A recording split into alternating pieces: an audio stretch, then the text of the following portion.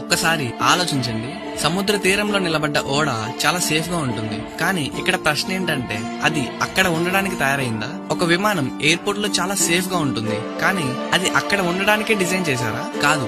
ఒక ఓడ జాబ్ ఏంటి? సముద్రంలోకి వెళ్ళాలి, తుఫాన్లు ఫేస్ చేయాలి, పెద్ద పెద్ద అలలను దాటుకుని తన గమ్యానికి చేరుకోవాలి. అలానే విమానం జాబ్ ఏంటి? గాల్లోకి ఎగరాలి, బలమైన గాలులను ఢీకొట్టి మేఘాలు దాటుకుని తన లక్ష్యానికి చేరుకోవాలి. ఎగ్జాక్ట్లీ ఒక మనిషి తన కంఫర్ట్ జోన్ లోనే ఉండడానికి పుట్టాడా?